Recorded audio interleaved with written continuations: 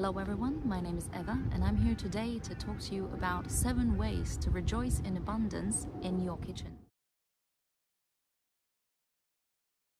For me, when one says abundance, this term, this concept, this feeling, this truth that I know that we're all able to hold and nurture and nourish and use for our benefit on a daily basis. This sometimes to me still feels a bit abstract, as if I know I can draw on the power of abundance in my life, but it feels a bit as if not tangible. Sometimes I don't really know where to start. Sometimes I need a little bit of an easily accessible help to do that. And so for me it is the nature. And also another second best way to do it is, of course, my kitchen.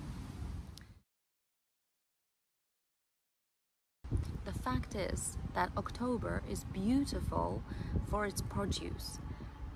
Whether it's fruits, whether it's vegetables, herbs, it's all around us, it's in the shops. You can see suddenly some of your favorites just taste slightly different, smell slightly different, look more vibrant. If you're ever in doubt about what's in season, how nice it is to hear about this and about the backstory of it, the root to plate story of each of the vegetables, if you can take a few moments to do that, from the people who grow the food you eat.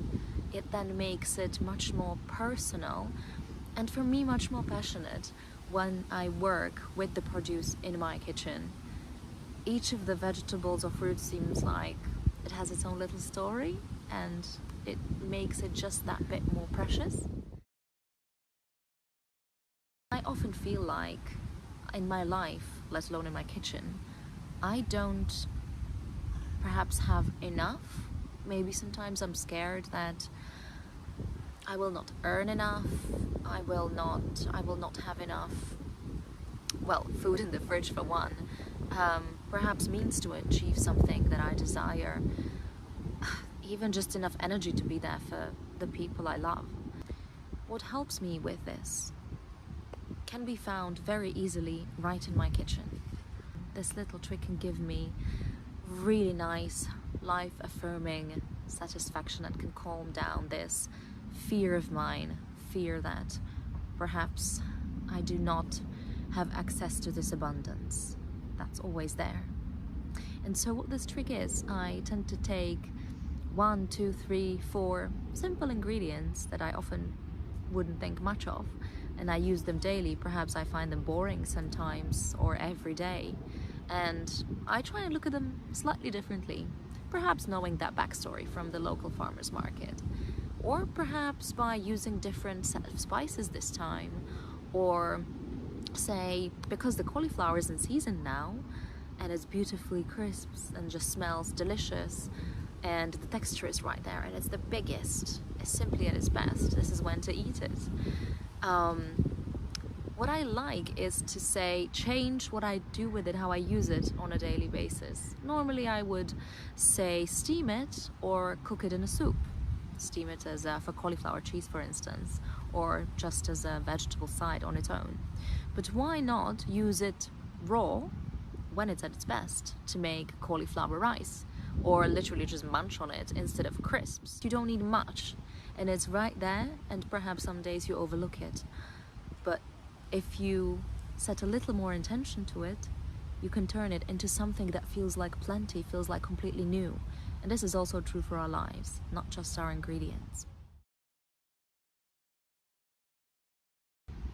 Tying in very closely with the previous one, turn little into plenty, is another one of my favorite things to play with, and that's food waste, or how to make less of it.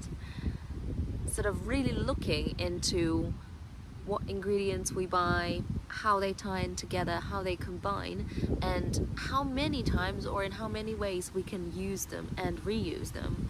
Indeed, with some foods there are 1, 2, 3, 4, even 5 ways you can use them, and then really feel the richness of the produce you have at home. Now is the perfect time to give the homemade gift a go. Have you ever done this? Created perhaps some jams or chutneys, spices, your own combinations, perhaps your own butters, black garlic, or anything you can think of really. Then you can make in advance and then pop into, say, birthday present bundles or Christmas gifts even. All of these things that the nature is so abundant with right now. Whether it's just you yourself cooking for the family or just for one, or whether it's cooking with your partner or a friend, that is the norm, why not extend the invitation to more people this time? Sharing the kitchen can go two ways. One is when you invite someone else to cook with you, which is where you're sharing your private personal kitchen space, your tools. You're sort of bringing a sense of confidence with this, with yourself, to this offering. I say it because not everyone may be comfortable with the way their kitchen looks, or perhaps they might feel they do not have the right utensils or equipment for a certain task at hand. This is where that little extra boost of, no, I'll be fine, actually, I'm sure I have everything we need. I'm sure it's enough, and if I don't, somebody else has, and we can, if I ask for help, we can share, and we can both benefit in the shape of a lovely meal that we create together. That's one of the ways in which you can share your kitchen.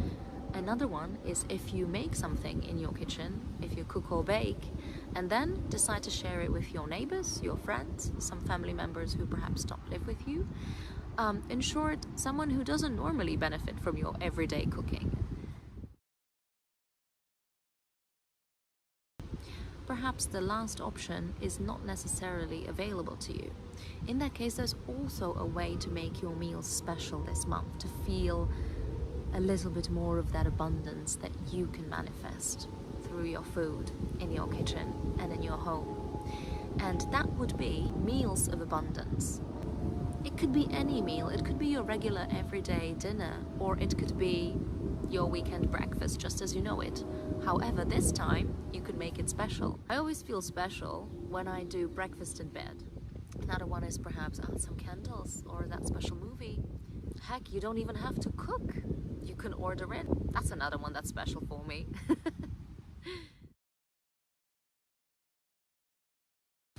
How about this time when you cook? Make a little bit of a more time and space for yourself. Allow there to be a little distance between what's happening right now in your kitchen and what's happening outside the four walls. When we work with the ingredients, when we take time to really hold them, wash them, prepare them, whether it be just using them raw and slicing, you can always take a closer look. Really try and take in the scent, the aromas, the textures, the colors of everything you're working with in your kitchen. And as you do this, I find that for myself, inevitably, I feel the appreciation and really the gratitude for what I can have, for what I can provide for myself, and for what others have worked so hard and so passionately to grow and bring to the market, to the shop, so that I can then choose it with the love for myself, knowing that I want what's good for me, and I then bring it to my kitchen, and from that transform it mindfully, lovingly, carefully into something that's nutritious, beneficial, that will bring me joy, maybe induce some creativity. This way I really, really find those moments of meditative, mindful, calm, peaceful gratitude. And they help so much with whatever is going on. This season is also a time of reflection. It is for me. Much has happened throughout the year, And this is month number 10. Sort of a circle nearly coming whole.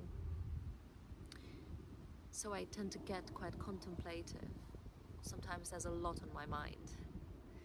And I find that in the kitchen, whenever I'm engrossed in this circle of little tasks, I can gain a little bit of distance.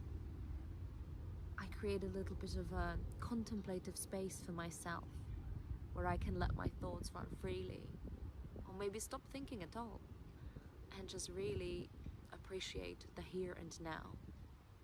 So this would be my final and arguably the most important and most heartfelt recommendation for you.